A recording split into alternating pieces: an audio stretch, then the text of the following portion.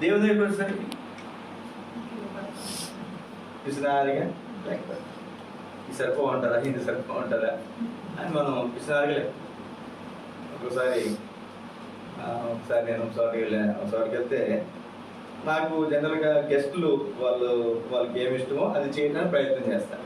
ఎవరైనా మన దగ్గర గెస్ట్ వచ్చారు అనుకోండి, వాళ్ళని అడుగుతారు. మన గుడ్ ఫ్రైడే వచ్చినా, క్రిస్మస్కి వచ్చినా ఖచ్చితంగా ఒక పూట మటన్ ఏర్పాటు చేస్తాను. ఎవరైనా 2 రోజులు ఉంటే కనుక సువార్తకి 10 మంది సేవకులు వచ్చినా ఒకరోజు ఖచ్చితంగా అందరికీ మటన్ ఏర్పాటు చేస్తాను. ఎవరైనా మనకు కట్టమని నాకున్న ఆశ. ఒకరోజు ఖచ్చితంగా మటన్, ఒక రోజు ఖచ్చితంగా నాటుకోడి కూర్చుంటుంది. ఖచ్చితంగా వచ్చిన అందరికీ 3,000 ఉన్నాయి, 4,000 ఉన్నాయి, 5,000 ఉన్నాయి. ఖచ్చితంగా ఈ 2 ఉంటాయి. కనీసం 2 ఒకటి ఖచ్చితంగా ఉంటుంది, కుదిరితే 2 ఉంటాయి.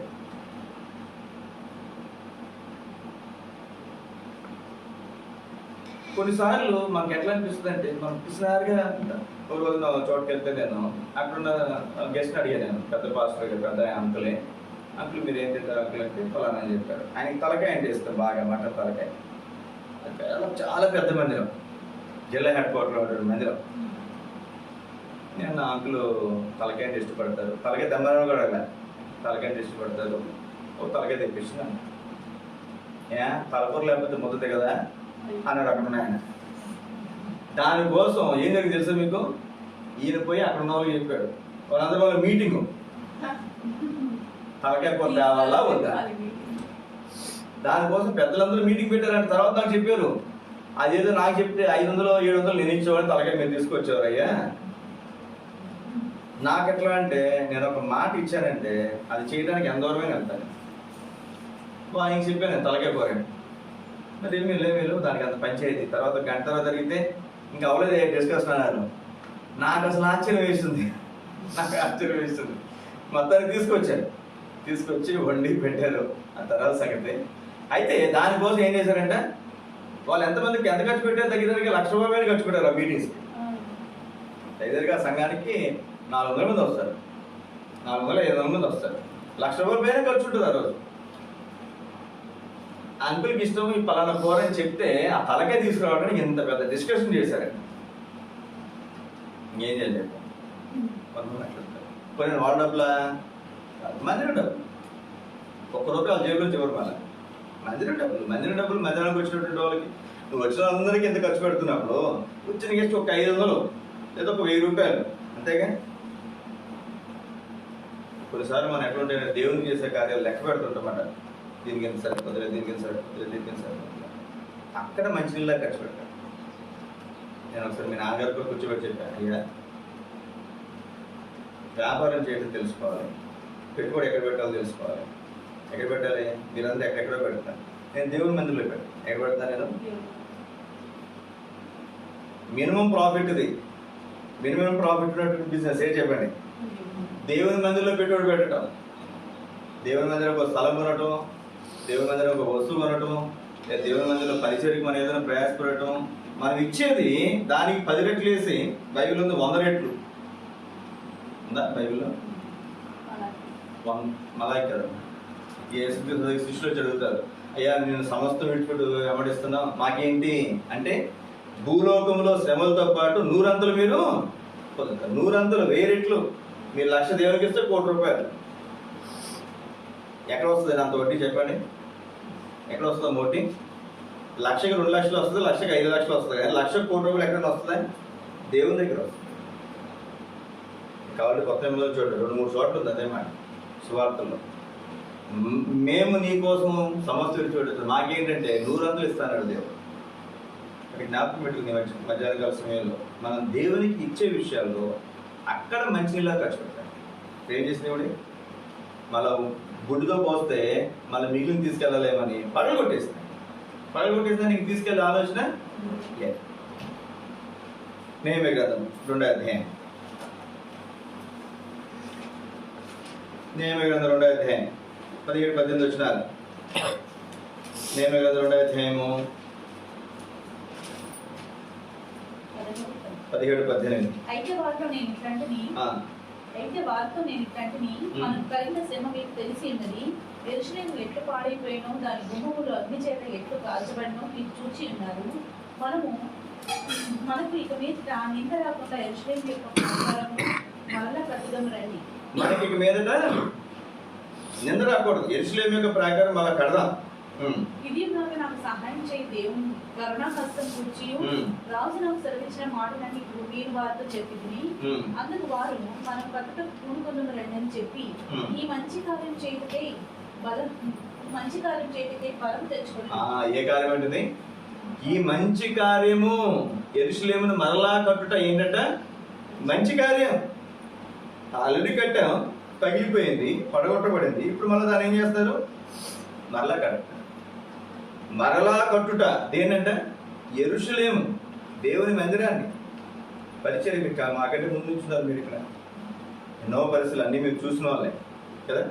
కడుతున్నాం, మనం పడిపోతాం. కడుతున్నాం, శత్రువు పడగొడుతుంది. ఒకసారి మనమే పడగొట్టుకుంటున్నాం, ఒకసారి శత్రువు పడగొడుతుంది, ఒకసారి అది ఓల్డ్ అయి పడిపోతుంది. మనం దాన్ని ఏం చేయాలి? మనం వదిలేస్తామా? గోడ పడుతుంది వదిలేస్తామా? మళ్ళీ దాన్ని మళ్ళీ కట్టాలి. విశ్వాసులు మళ్ళీ కట్టుకోవాలి, వాళ్ళు మళ్ళీ సమకూర్చుకోవాలి. ఇది ఏమిటంట? ఈ మంచి కార్యం. ఏ కార్యం అండి? ఈ మంచి కార్యం చేయటకు దేవుని మందిరానికి మనం చేసే ఏ కార్యమైనా గుర్తుపెట్టుకున్నాడు. ఇదేంటంట? మంచి కార్యము. అంటే మన జీవితాల్లో దేవుడు అద్భుతాలు, ఆశ్చర్యకార్యాలు జరిగించాలంటే దేవుని విషయాల్లో కూడా మనం ఏం చేయాలి? మంచి కార్యం చేయాలి. నువ్వు పని చేసిన తర్వాత అబ్బా పలానా అమ్మాయి, పలానా అబ్బాయి, పలానా వాడు మంచి పని చేశారు మందిరానికి అని ఎదుటి వాళ్ళు ఆ కార్య విషయం చెప్పగలగాలి. చివరిగా రండి, కీర్తనల గ్రంథం 7వ అధ్యాయం చివరి తలుపుగా మీకు జ్ఞాపకం ముగిస్తాను నేను. కీర్తన 33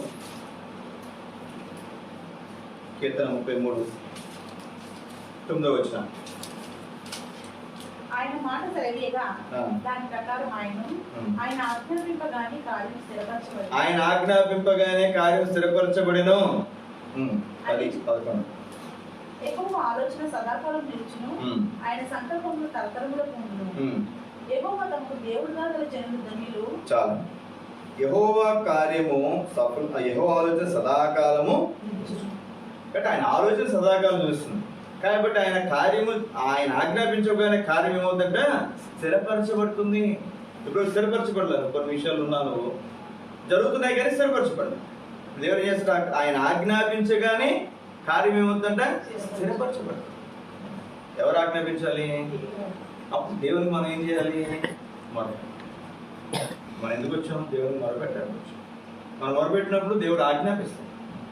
నువ్వు చెప్తే అన్నాడు, ఒకసారి నేను చెప్పినాడు, దేవుడు చెప్తే ఎవడైనా వస్తుంది. కీర్తన 90వ అధ్యాయం మనం చదువుకున్నాం 16వ వచనం. నీ సేవకులకు నీ కార్యమును. కాబట్టి దేవుడు తన సేవకులైనటువంటి వారికి తన కార్యములను కనపరచువాడు. చివరి ఒక మాట అందరూ కలిసి మనం చదువుకుని ప్రార్థన చేద్దాం. 41వ అధ్యాయం యెషయా గ్రంథం 18వ వచనం. యెషయా గ్రంథం 41:18 అందరూ కలిసి అందించండి.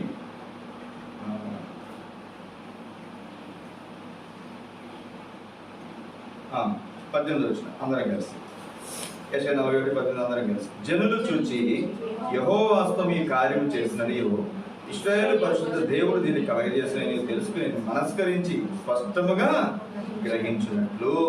నేను చదువుతాను 19. చెట్లు లేని మెట్ల మీద నదులను పారజేయవాడాయని, లోయల మధ్యన ఓటను ఉపజేయవాడాయని, అరణ్యమును నీటి బడుగా చేయవాడని, ఎండిన నేలను నీటి బుగ్గలుగా చేయవాడని కదండి.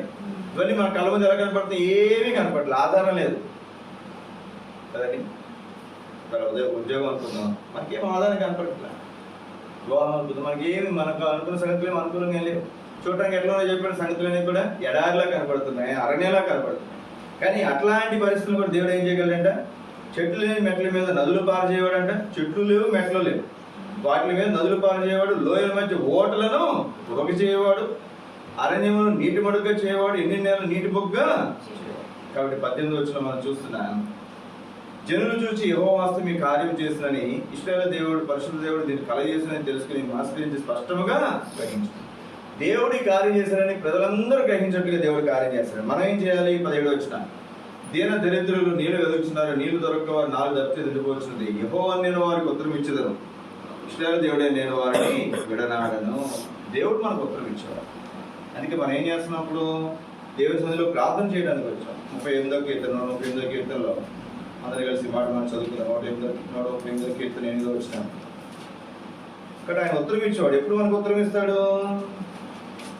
138వ కీర్తన 8వ వచనం అందరం కలిసి 138 అందరం కలిసి యెహోవా నా పక్షమున కార్యమును సఫలం చేయను. యెహోవా నీ ప్రజలలో నీ చేత కార్యములను విడిచిపెట్టాను. యెహోవా నా పక్షమున కార్యము సఫలం. కాబట్టి నా పక్షంగా ఆయన కార్యం సఫలం చేస్తారు. కాబట్టి ఆయన దగ్గరికి నేను ఏం చేస్తాను? ప్రార్థన చేస్తాను. ఉదయకాల్సిన మనం ఎందుకు ప్రార్థన చేస్తున్నామంటే ఆయన దగ్గరికి వచ్చి ఆయన మీ కార్యమును సఫలం చేస్తారు. మన కార్యం సఫలం చేస్తారు. వాక్యాలలో మనం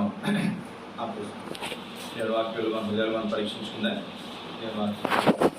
కానీ దేవుడు ఎవరంటే కార్యమును సఫలం చేయడు.